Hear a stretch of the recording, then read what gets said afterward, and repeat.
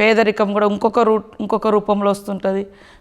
భూములు పోతుంటాయి, లేదా ఇప్పుడు ఎవరో బయట నుంచి వచ్చిన వాళ్ళు అక్కడ ఒక కంపెనీ పెట్టో లేకుంటే ఏదైనా చేసినప్పుడు అక్కడ నుంచి వాళ్ళు వెళ్ళిపోవాల్సి వస్తుంటుంది.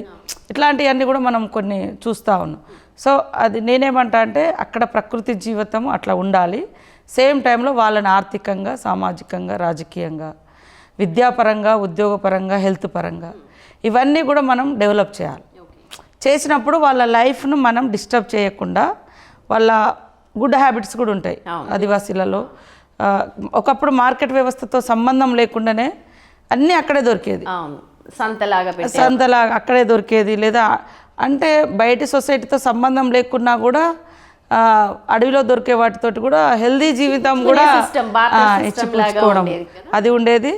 తర్వాత మా దగ్గర మాకు చీపుర్లు దొరుకుతాయి, పండ్లు దొరుకుతాయి, అవి సంతలో తీసుకపోయి ఇస్తాం, అక్కడ మనకు కావాల్సినవి తెచ్చుకుంటాం. ఇట్లాంటి ఒక సిస్టమ్ కూడా ఉండేది. ఇప్పుడు రాను అవి పోయినాయి. అంటే మనం చిన్నప్పుడు తిన్న పండ్లు, తిరిగిన ప్రదేశాలు అవి కనిపించడం లేదు. సో అప్పుడప్పుడు ఆ బాల్యంలో ఉండే ఆ మాధుర్యము ఇప్పుడు మనం సరే ఎంత పొజిషను ఎంత ఇదన్నా ఆ ఫీలింగ్, ఆ టచింగ్ అనేది ఉండట్లేదు. అది హార్ట్ టచింగ్ అంటాం కదా, అది ఉండట్లేదు.